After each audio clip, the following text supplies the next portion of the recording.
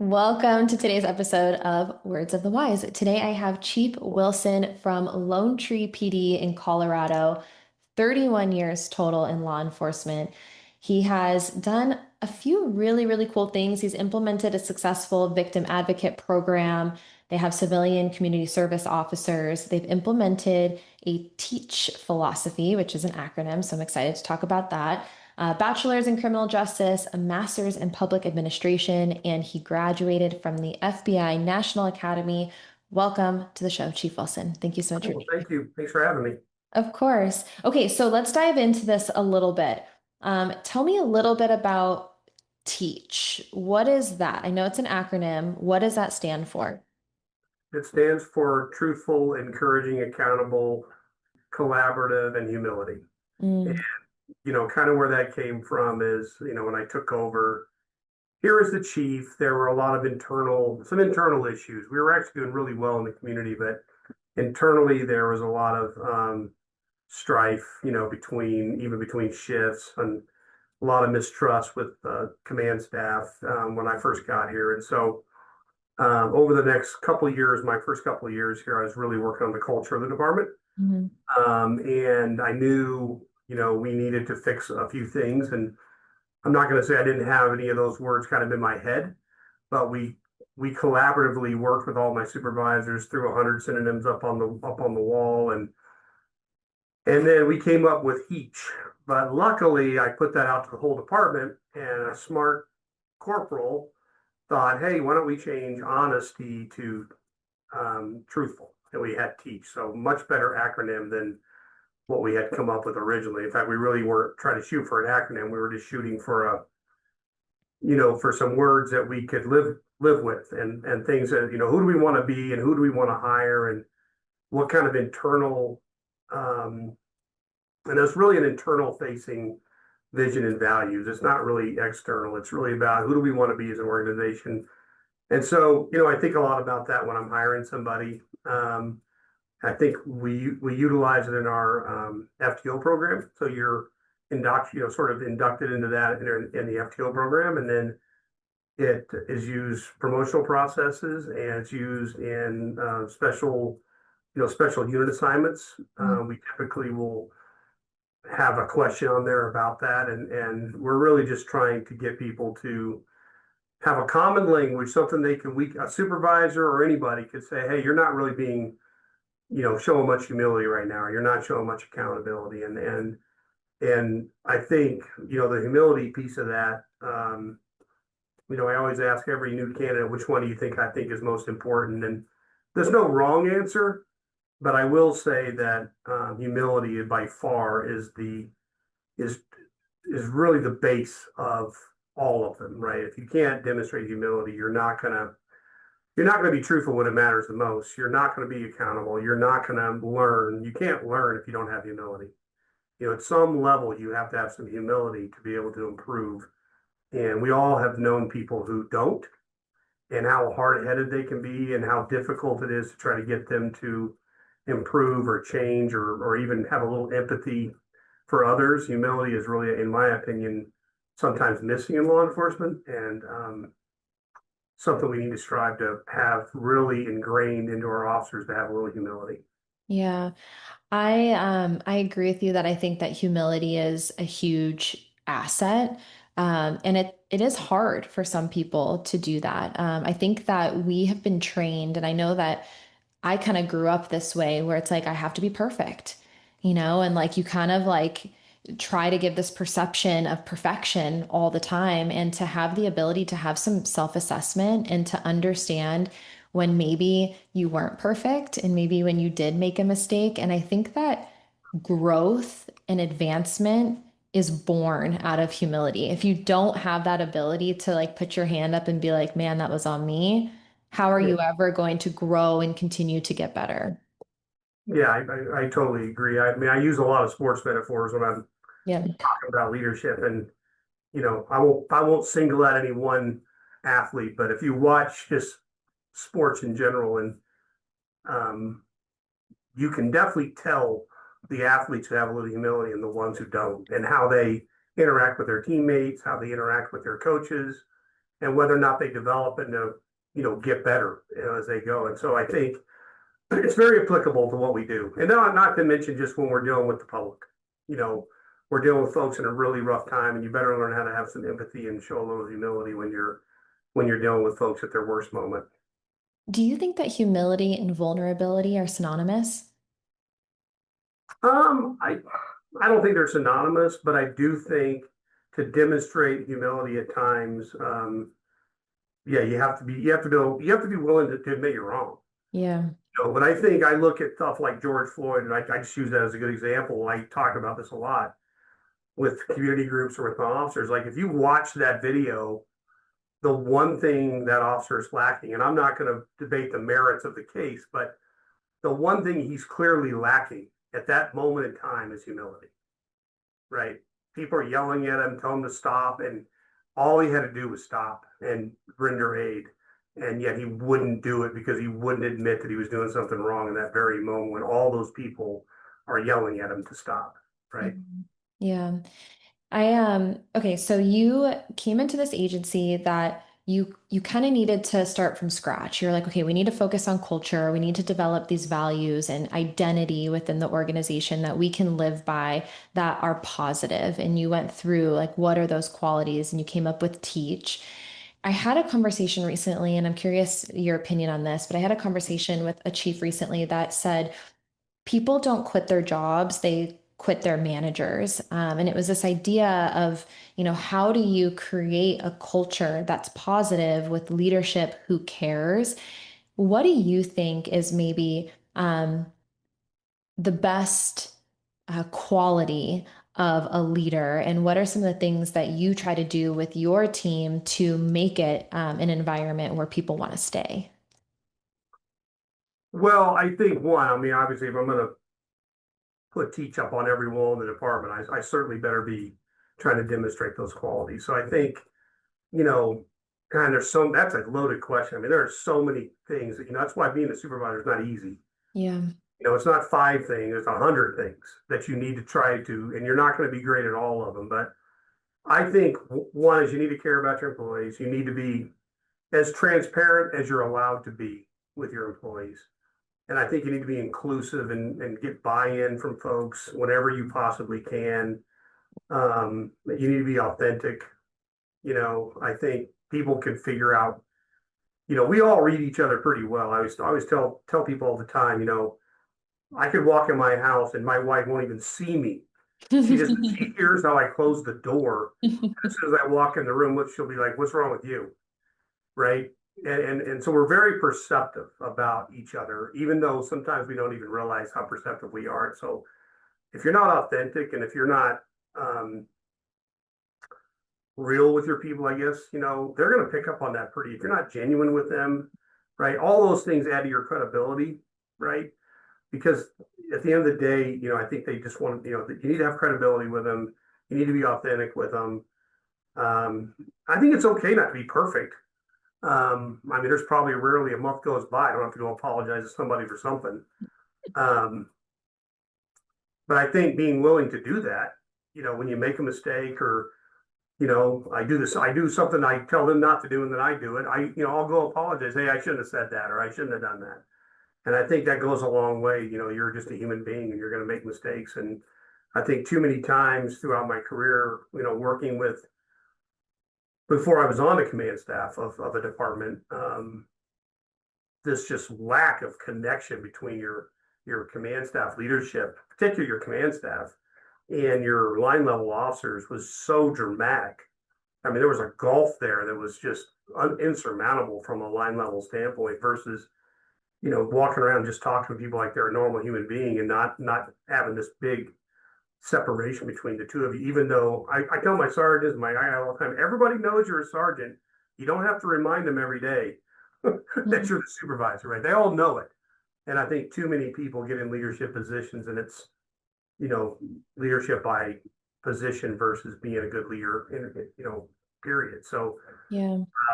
I don't know if I answered your question, but there's a ton of qualities. But I think being authentic and being credible with people and building relationships with your officers to the point, where they they trust you, right? I mean, trust Mhm. is everything. And so, and, smaller agency, it's easier to do. Having come from, CSPD where I spent 22 years, 800 officers, man, much bigger challenge, right? Trying to connect with your folks, but you can do it. But it's kind of at a command level. Well, maybe the commander of a division can do all those things, but as the chief of police for a major organization, it Yeah. can be really challenging to do those things, especially if you're coming from the outside coming in and nobody knows you. It's hard to build some of those relationships. But for mid-sized agencies, in my opinion, it's wonderful. I can talk to anybody I want. I can have a meeting with any officer I want. I can go to briefings and address things the way I want them addressed. And so I can really, you know, quite frankly, there's no excuse at a mid-sized to smaller agency for you not to connect with your folks like that because you have the ability to do that versus a major metropolitan department's going to have a much bigger challenge of trying to do that especially from a chief's point of view. Well, it's a people game, Yeah, and you said the word that I was thinking of is it's all about relationships. yeah, I find it really refreshing when I talk to someone who is in a leadership position, maybe has a leadership title, and they're like, hey, I'm so and so, and they like say their first name, and then you start to like get to know who they are behind all of that. And I think that that is so refreshing because I do think it's about connections. And I think the more we can focus on connecting with people, the more trust and that foundation you can build. So when things do go wrong, I'll put like quotes, or things get hard, you know who the people are around you. And I don't know if I just started listening to it because I've had so many chiefs talk to me about it. But they're all talking about Simon Sinek and all of like his books. And, you yeah, know, I started listening to it on my audiobook. And one of the things he was talking about is like the difference between being a leader and then having a title of leadership of being a leader. Like are you just do you just have the title, or are you actually conducting yourself in a way that is leading people and being a leader within the space? And I thought that was interesting to kind of differentiate it. But one of the things that you said that I think it goes back to is you kept saying like, I'm not perfect and I'm never going to be perfect. And I think it goes back to what we said about humility and just understanding that. And I truly believe this. Maybe if other people, can debate me on this, which I'm always open to, a friendly debate, but I don't think that perfection exists. I think that we can strive for perfection and the pursuit of perfection is worthwhile and we should strive for excellence. yeah, But this idea that we're ever going to be absolutely perfect, I almost think that that idea is more detrimental than it is beneficial because if we think that we are perfect, that means that we think that there is no room for growth. And if we think that there's no room for growth, then there's stagnation. And so I really appreciate that you said, like, hey, I'm not perfect and I'm willing to admit when I make a mistake. yeah. I mean, I tell people all the time, especially new hires when I'm bringing them in, I talk to them about teach, and I always tell them, I said, listen, we fail every day. Like there isn't a day goes by someone's not failing at, this vision and values. But the reality is that, but it gives us a frame of reference we can talk about. I will tell you one more thing about teach, and this is where I think a lot of departments, a lot of not departments, organizations everywhere fail on this one particular point. We didn't just come up with 5 words. We define those words. So those words are defined. And if you look on the website, you can see there's actually definitions. And the reason I did that, I will take credit. I wrote those definitions. But I then shared them with the department saying, anybody have feedback? I think a few things got tweaked. Like, what else does this make sense? Right. Yeah. But I think the problem is everybody has service, integrity, community up on the wall or something to that effect. Right. Right. But I will tell you, if you ask 10 people what service, integrity, and community mean to them, you're going to get 10 different answers, Mm, right?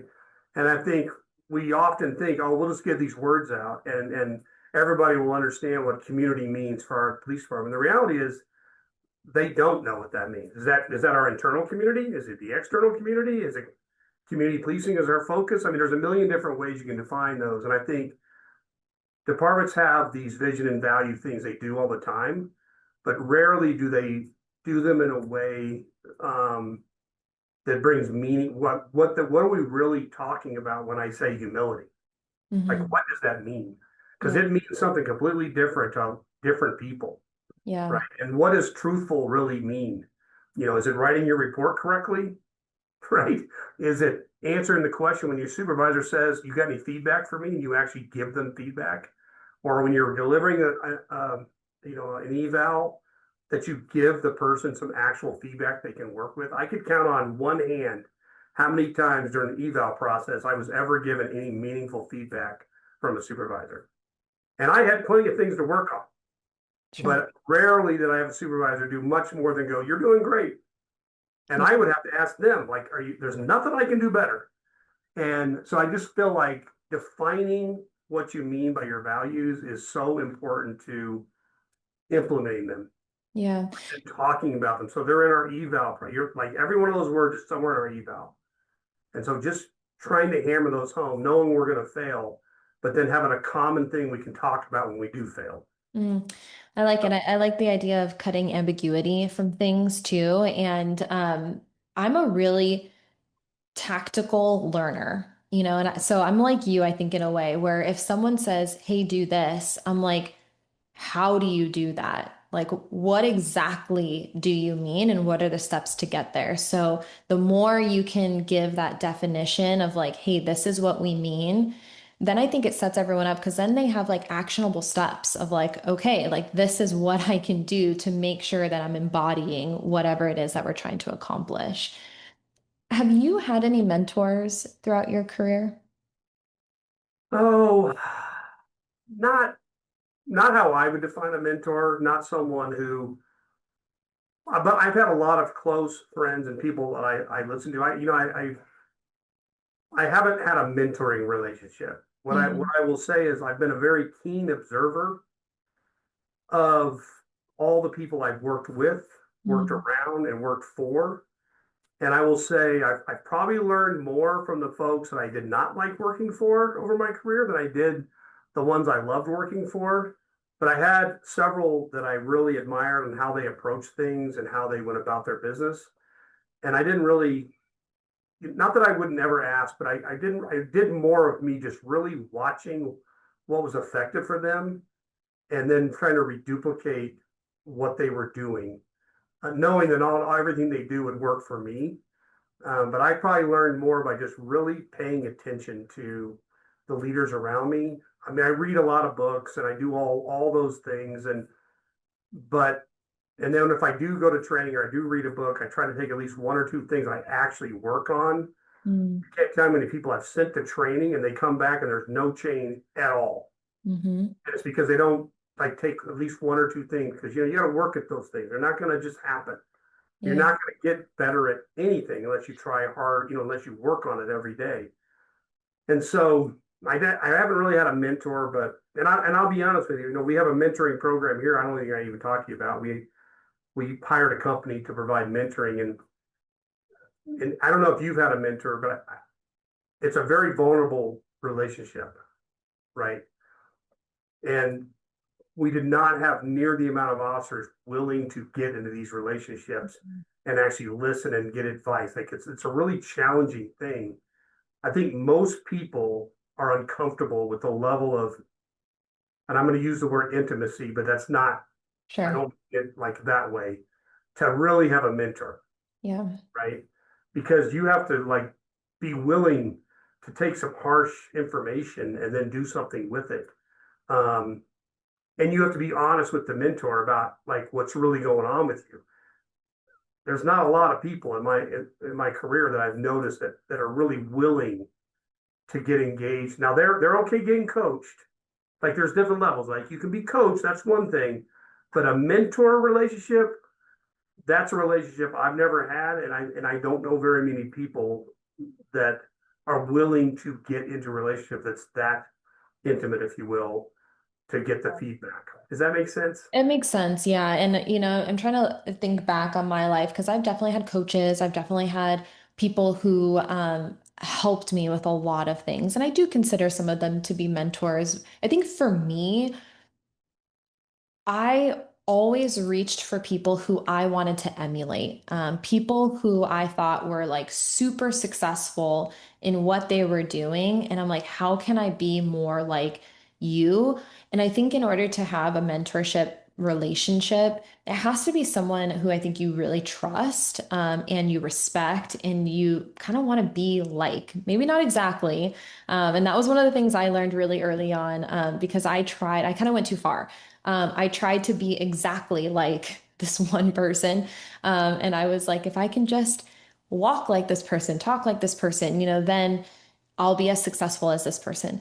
Um, and I lost myself in that. It goes back to what you said of like the authenticity part of it. I think a lot of people were starting to look at me, and I had someone come up to me and they're like, hey, like, we don't want you to be like him. Like he's going to be the best him that anyone can be. No one can be a better him than him, like, and if someone wants to go and, work with him, they're just going to go to him. But like, what do you bring to the table that's unique and valuable? Like you can still learn from these people, but trying to be so much like someone, I think I learned that early on. And I had to realize that there's value in the intricacies of who I am and my personality. And I can learn and take things from everyone. And I agree with you. I've learned a lot from people who didn't do things really well too, and I'm like, I never want to do that. And I do think that if you are going to enter into a coaching or a mentorship type relationship, are these people who are successful? Are they people who have your best interests in mind? Are they people who you want to be like, but not be? Like you can never be them, Yeah. I don't know if that makes sense, Well, but I get it. I have a very defined thought in my mind about a mentor. I mm, think more I've had coaches and I've had people who have had, who have I trust and I listen to. I just feel like that mentor relationship is a little fairly unique deeper. and it's a Yeah. little deeper. Yeah. Um, so, but I do think coaching, like getting coach, is really important. Mm, I do a lot of my own coaching, like in my own head, thinking, like rethinking how I handled something and then coming up with a plan on how I can handle it better in the future and try not to make the same mistake twice. mm, But I have found, throughout my career, and I know we're going to get into later about advice for employees. I will tell you, people can be very resistant even to coaching, mm. right? Yeah. They're resistant to, like, I tell people all the time, we love people, human beings, we love to give advice, but we are hard headed when it comes to taking the advice. And that, I think that's almost across the board. Every Yeah. person I've ever met, people are reluctant to take advice, but they're more than happy to provide you all their wisdom and tell you what you should do. But then when you get the advice, it's harder, right? You don't really act upon that advice. And that's what I've seen with people. Like, and I think one of the things we're trying to get our officers to do is to allow themselves to be coached and coach hard so they Hmm. can get better Yeah. instead of getting into this back and this headbutting with their supervisors and with the organization because and again it comes back to humility and it comes back to being able to do that. And so we do talk to our officers about being coached and allowing themselves to be coached. Um, but most mentoring programs I've seen it just have not gone well because you can't get the employee to get that close and Mm. that vulnerable with the person that that maybe they might listen to. Yeah. Yeah. I mean, I agree with you. I think it's hard for us to look at ourselves. It's harder for us to look at ourselves than other people a lot of times. I think the conversation that you just said about like what is the goal and reinforcing the why of like this is so that you're better, I think helps, to kind of get behind it. But I think that I was asking, okay, do you use ChatGPT? A little bit, yeah. Ever? Okay. Yeah. So there was this trend going around where you ask ChatGPT, like, tell me a little bit about me, because you're typing in, you're asking questions, whatever. Like, what do you know about me, AI, And I was trying to I'm gonna figure have to do out that. what are some of my superpowers, what are my strengths? And I truly believe, and this is not what AI said, by the way, at all. I had to like self-assess after what AI told me. I was like, oh no. But I think one of my superpowers is that I am teachable. I am trainable. I think that that is a huge asset to be the person, not saying you have to take everyone's advice because some people don't want you to win. Some people are not going to have legit advice, like, but being able to like listen to it, absorb it, consider it, try to identify, is it good advice? Is it not? Is it true? Is it not? Having that self-assessment. And it goes back to sports. You said you like the sports analogy. Mhm.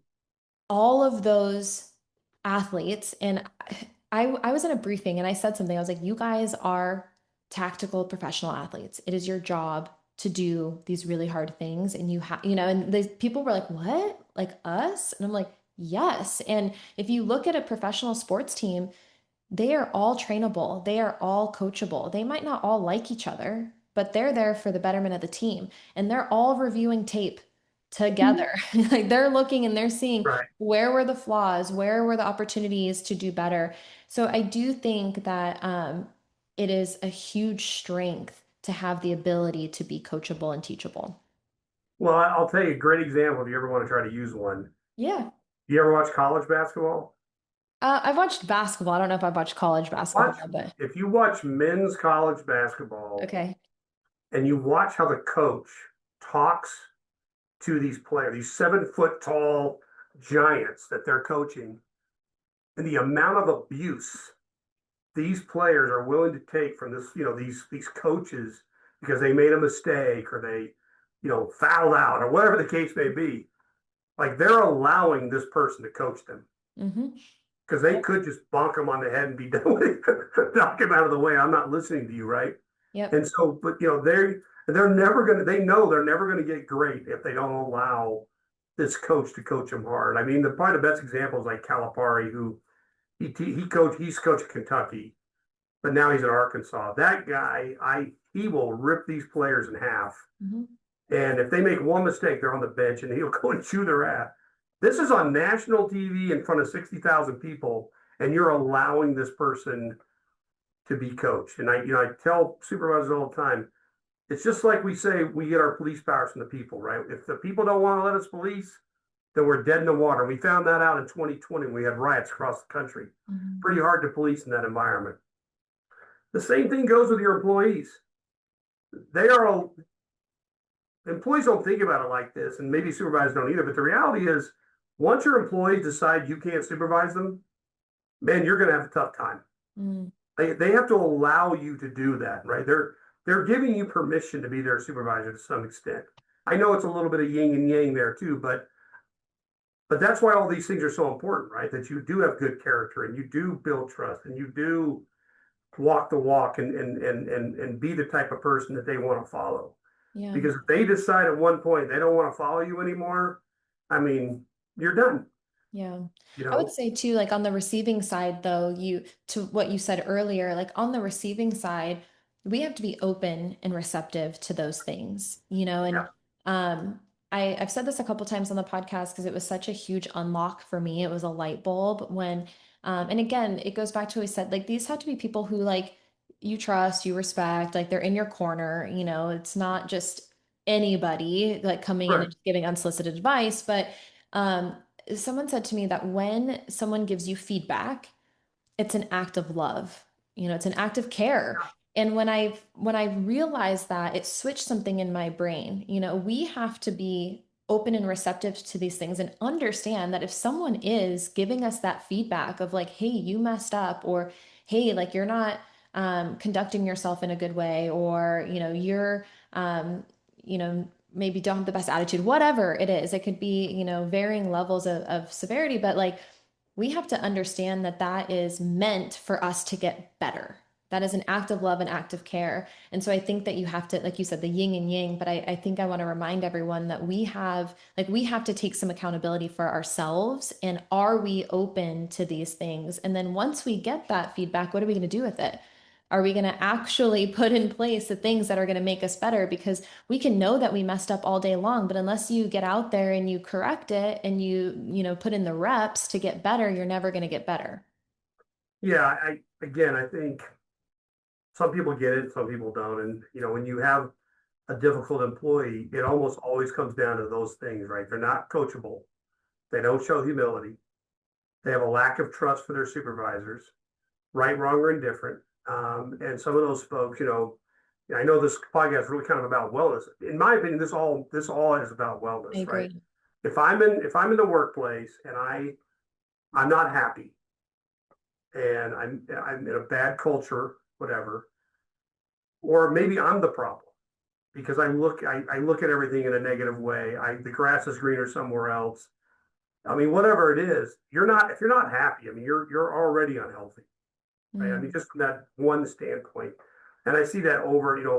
Your really good employees are typically happy employees who listen to their supervisors. It's not perfect, but they generally want to get better and they want to improve.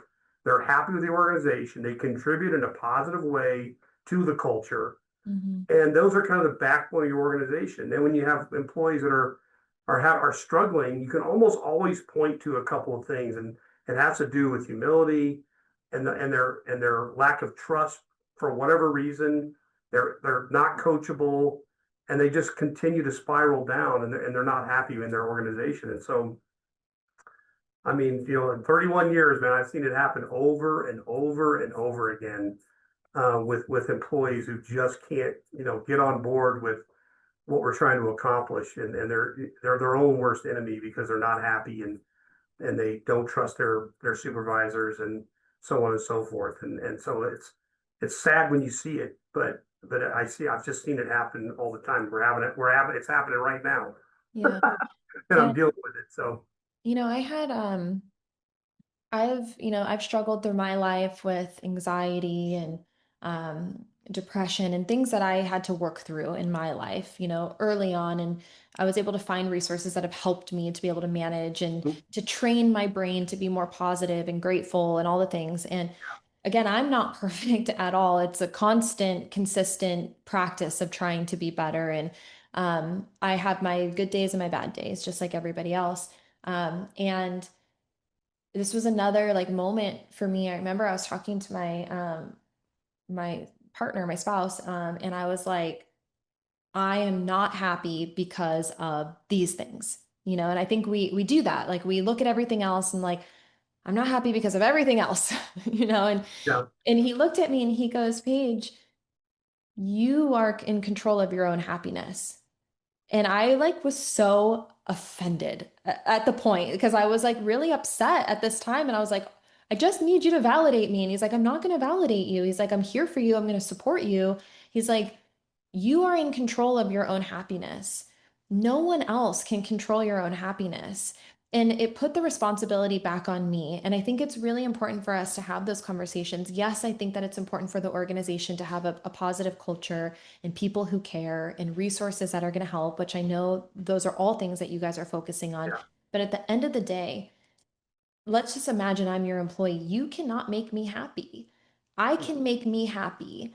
And so I think that we have to like understand our role in this whole wellness game. And it is a partnership, but at the end of the day, what are the things that I'm going to do to improve my quality of life? That's on me, and I can't put that on my partner. I can't put that on, anybody else. And I think we forget that, and we kind of play the blame game sometimes, and we're pointing our fingers out at everybody else. But what is our role in this? And I do want to talk a little bit about the things that you guys are doing. And I agree with you. I think everything we've talked about so far has been wellness. let me But tell you what I was thinking about while you were yeah, saying. yeah. Okay, do it. I'm always thinking about it. It's Okay. always on my mind, and that is how we hire people and Mm, who we hire, right? So you just gave me a couple of great questions I might start asking. okay. Would be a great question, Yeah, right? I love it. Who's responsible for your happiness? Or how do you, I got to think about how to ask that. But Yeah. you've read Covey, right? No. You've never read Stephen Covey? No, What? I'm gonna write it down. Okay, you have to read. Okay, that's like Okay. a staple of books that you should always read. Okay. It's by Stephen R. Covey. It was written, I don't know, 40 years ago. It's called Seven Habits of Highly Effective People. I've heard of this book, yeah, but I've never read it. And Okay. there's his son now carries the torch, and he wrote a book that I've read and have. It's called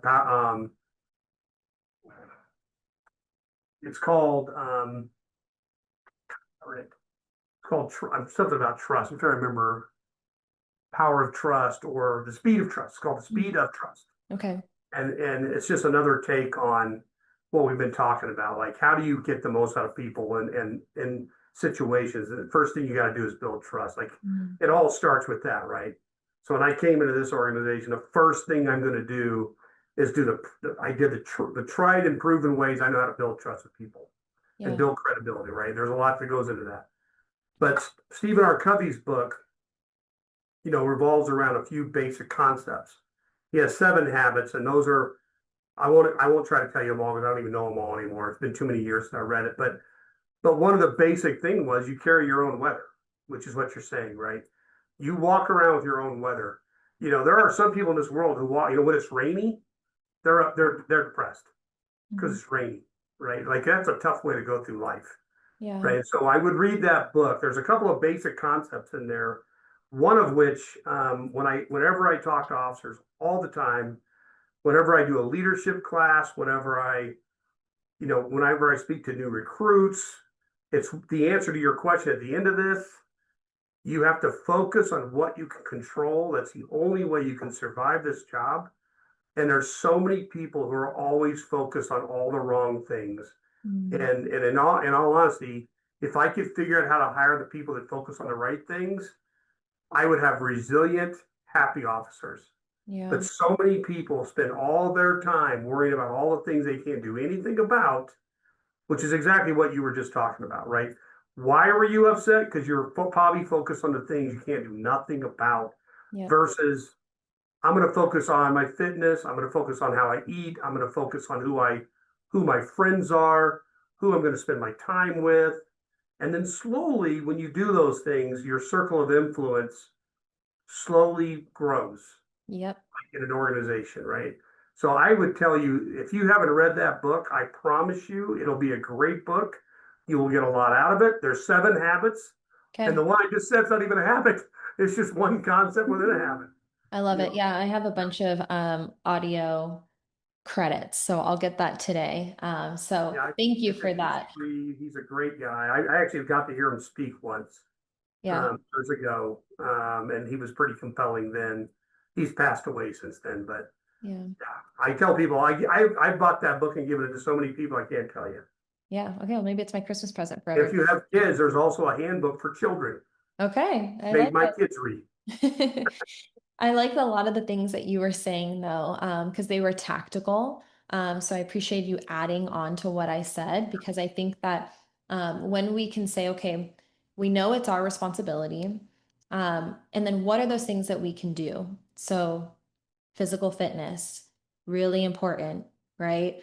Mental wellness, of course, whatever you need to do to down regulate, to self regulate, and then eating healthy. Like and it all sounds like duh, right? But like, how many of us can like really look at ourselves and say, are we disciplined in doing those things? Are we taking action for our own lives? Are we controlling the controllable? And it's I love that you said your circle of influence, because there is so much research to show that the 5 people closest to you are the most influential people. So taking a look and seeing, are they building you up? Are they dragging you down? And then you said um, what you spend your time on, I think you said, but how you spend your time. Oh my gosh, like I cannot tell you how many people I've talked to that are like, I don't have time. And then I'm like, well, how are you spending your time? And they're like, well, I'm scrolling for, 3 hours a day on social media, or I'm binge watching TV, or I'm doing this. It's like we do have time. It's the prioritization of our time. And I'm not saying that you can't do those things, but how can we first have dedication to creating a healthy space for ourselves to make ourselves happier? And then like everything else falls into place. And so I know that you guys are, prioritizing some of these things within your organization. We don't have to spend a lot of time on it, but I do appreciate that you said, hey, like we built a foundation first. This was my first goal coming in is building trust, values within the organization. Then we're building on top of that and like reinforcing the importance of these things in a tactical way. Like focus on your physical fitness because this is going to impact your mental health, having mental health resources in place. And then you guys have also, kind of reached out and started trying to focus on regionalization. So can you maybe just kind of highlight some of the things that either you're doing or that you're trying to do? I know the regionalization is maybe something that you're like in Yeah. the process of trying to build. So well, we've been very fortunate. We've had a company called Code 4, come to Colorado, and her name's Sarah Metz. She's a doctor, and her husband's a retired chief of police out of Aurora. Um, and so they started they're not the only ones. I'm just going to use them as an example. So they started a mental health company that's focused specifically on EMS workers, all emergency. I'm not EMS, emergency responders, right? And so the first thing they did was they hired people who have experience in that field. So you might be, your clinician might be an ex-officer, an ex-fireman, an medical worker. So they had some knowledge about what you're talking about, which is really important in my opinion for, you know, I don't want to, let me stay on track. Officers have a hard time trusting the person they're going to go sit down with. Mm. And if you've been through any process with a clinician, the first session or two are going to be trust building. Mm-hmm. I mean, that's what it's all about, right? If I don't trust you, I'm not going to tell you anything. So if I have to spend the first hour of my time with you explaining to you how calls are, what I do as a police officer, because you don't understand anything about what I do, Yeah. we're already probably lost, right? Versus if you understand the acronyms and you understand the basics, like you can tell me, yeah, I used to be a police officer. I was in fire. I was an ER worker. I Mm-hmm. know the kind of stuff that you saw right away, right? You're going to have some level of connection, some level of trust building. That's not the only thing, but that's a great start. And so then because they built so much trust, we were able to get our peer support teams across the region, who all kind of, not all of them, but a lot of them work through Code 4. Code 4 ends up being our sort of oversight group that looks over our peer support program. And then we have very good regional collaboration at all levels. But then we've had, unfortunately, in Colorado, way too many big events, mass shootings. We had one a few years ago at a school, a STEM school, where we needed a lot more peer support. So that was the first start of, well, that's not, we actually had another one where an officer was shot and killed back in 2018.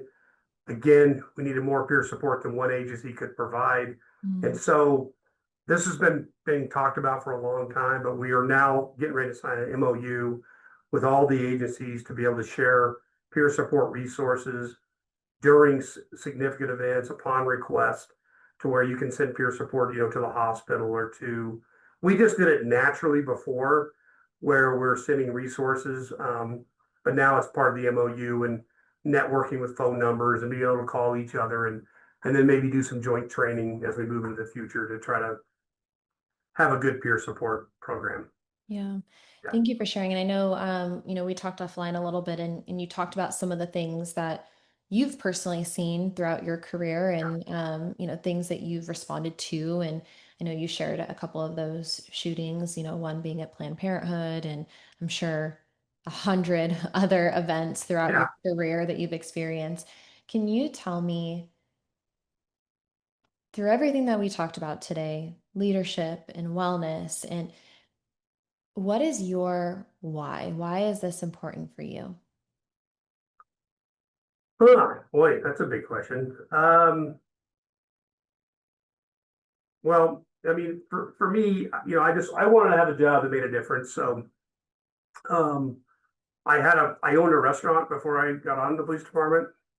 I took a gigantic pay cut coming coming over to the PD, at CSPD, and it's just because I didn't feel like what I was doing was um, accomplishing what I wanted to accomplish, which was trying to have a positive impact on people's lives or individual things. I mean, I also wanted to arrest bad guys. I mean, that was another big piece of that. But at the end of the day, you don't know who you're going to have an impact on, right? That's a tough job about this job. You might go to a domestic violence scene, do everything you're supposed to do, but you're rarely going to get feedback. You're never really going to know, did that little kid in that,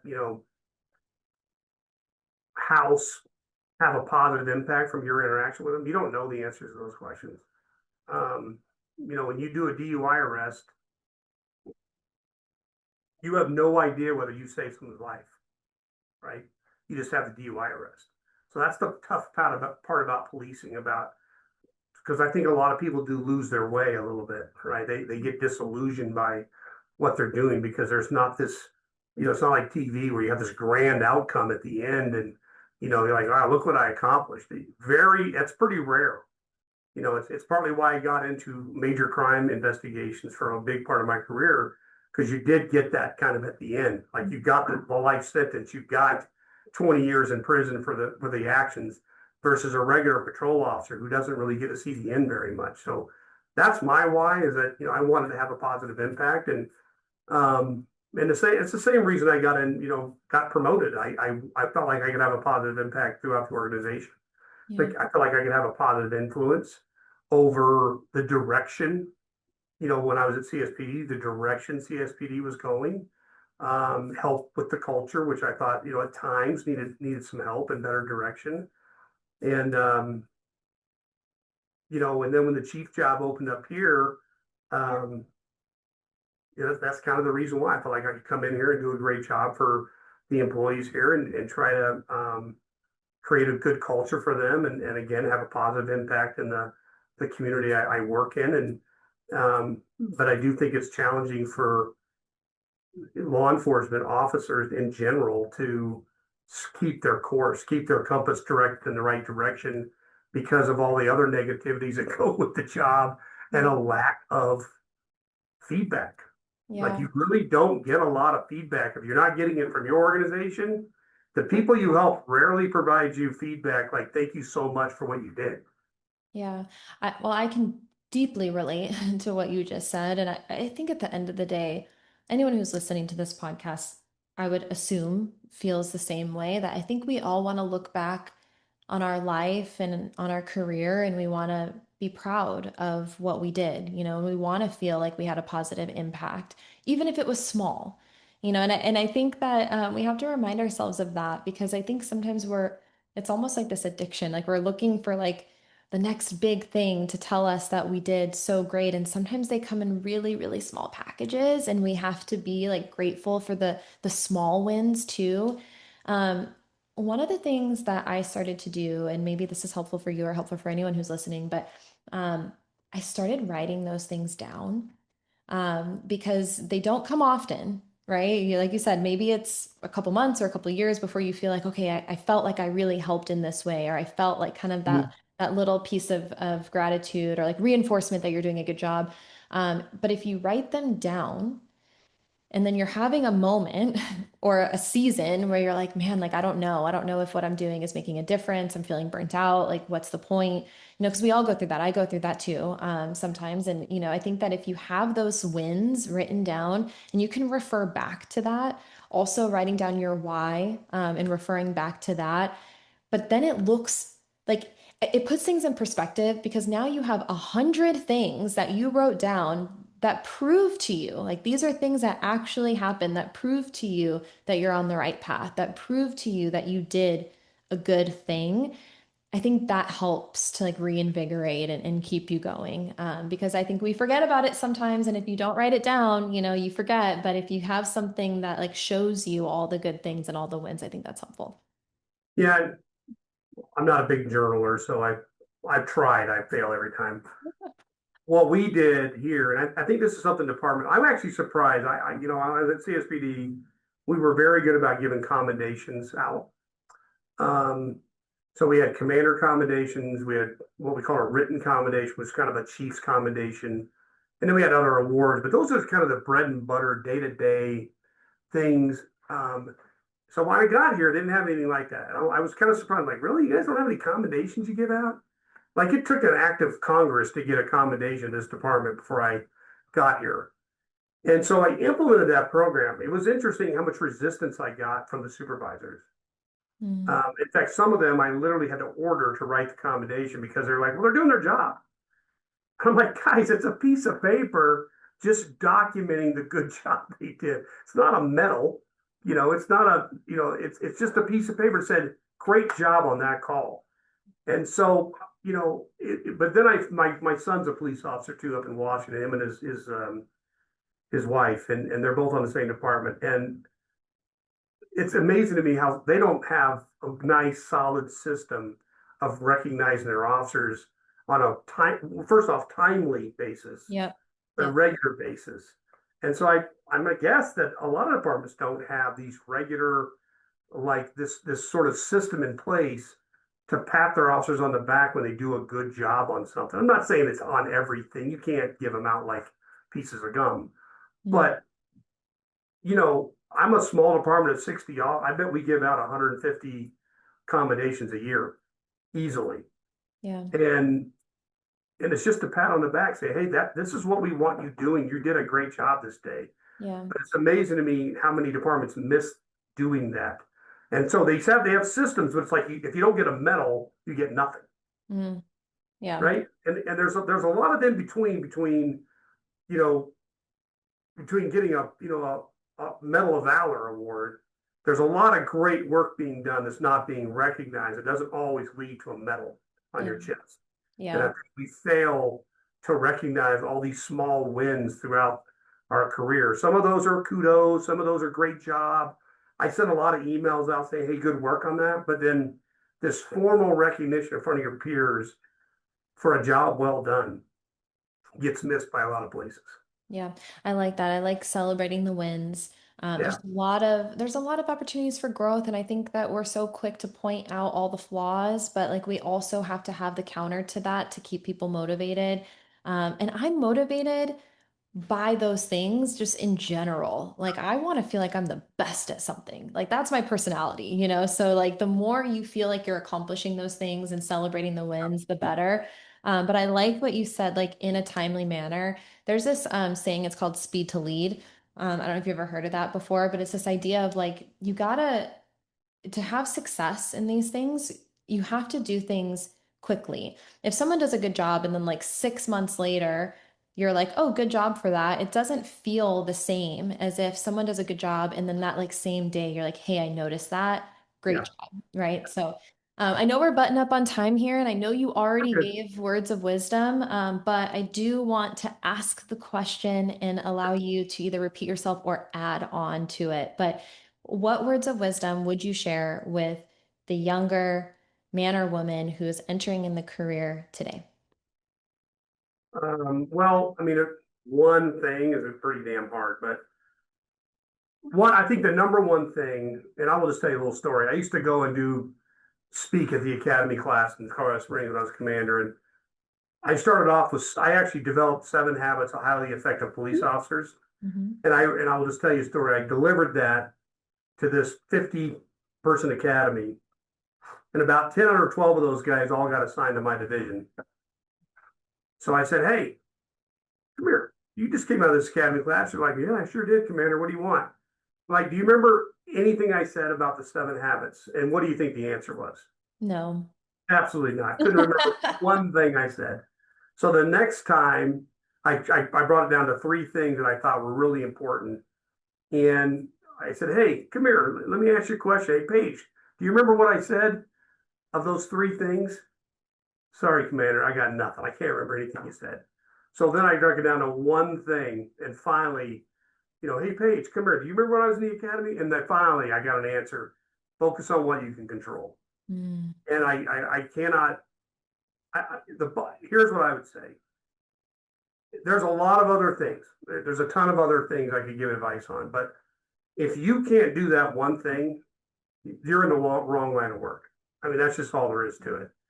Um, that's something all human beings need to figure out. Mhm. But you can't be a police officer if you really got to be able to do that. Because in every situation you go to, that's what I tell them all the time. No matter what scene you go to, no matter what the crime is, traffic accident, domestic violence, it doesn't matter what it is. Tell me what you can control on those scenes. And the answer is yourself. That's it. Mm. Yeah. I can't control Paige if she's out of control. I mean, I may have to cuff you, but I can't make you stop doing that. What I can do is control how I react to you, Mhm. right? And if you go to domestic and everybody's screaming and yelling, the dog's barking, the kids are crying, and you go in and start yelling at everybody, you've already failed, right? You have to be the calm in the storm. Mm. And the officers who can't do that, they're very poor officers because they're going to get themselves into fights. Bad things are going to happen. But it also bleeds over into your family, right? It's like, how do you deal with an unruly child? How do you deal when you're in an argument with your wife? How do you deal with just stuff in your personal life? You can only control you, right? And when you read the book, and I hope you do, he gives an example of coming home after a hard day's work and the house is a mess and the kids are watching TV and you got a choice to make. Should I walk in and start throwing things around and banging the dishes and making a big scene and yell at everybody? Or can I walk in and just calmly clean the kitchen? Yeah. So I think that's probably the biggest one. I think if you have to figure that one thing out. I will add one more that I think is easily as important. You have to have a stable home life to make it through your life, through your career successfully. The more unstable your personal life is, will bleed over into your professional life. I've seen that happen over and over and over again, where I'm not saying you would never have a divorce, right? Right. But trying to keep your life as stable outside of work as humanly possible so that you can focus when you're at work is really important for longevity. Like, I just don't think you can sustain this career if your life is in chaos. And I think, unfortunately, a lot of people live their lives in chaos and they often can't stay the course in law enforcement because it will eventually bleed over. So hopefully that's helpful. It is. And I appreciate your time so much. I actually really enjoyed this conversation. I am going to read that book and I'll get back to you on it. So thank you, Chief. I really appreciate your time. I'm going to give you one more book, Okay. another one that I love to death. It's a really short book. Okay. It's called Think Like a Horse. Okay. Okay. I I'm know it already into sounds it. silly. It's on Audible. Okay. It'll take like the guy is a guy from Colorado. He owns a ranch up in Wyoming. It's a very famous ranch up next to the Tetons. And he's like a horse whisperer guy. And he wrote this book about he brings leadership groups to his ranch. I'm sure they pay him a lot of money. And he literally works with horses in front of them, wild horses. And in an hour, he'll be on the back of that horse. He'll never hit it, yell at it, or anything. And so the book's about boundaries and about building trust. And he's trying to show you people are the same way. And so it's a really cool analogy between these two things. I read it last year and I've given it to a ton of people. I've never met anybody that didn't love it. It's just a really interesting book. But there's a lot of similarities, like how horses are. And I don't know, have you ever been around horses? I have, but not extensively. Like, I was unaware of how intuitive horses are. Mm-hmm. Like, they're very intuitive animals. And so anyway, two books that I would tell you, I love those books, and I promise you will love both of them. Thank Of you. course, now I that I build appreciate them up, that. you're like, these aren't that good. But No, I'm gonna listen to them. I'll keep you posted for sure. Thank all you right, well, again you for let me your know if time. you need anything else, okay, Paige? It Okay, was nice talking to you. you too.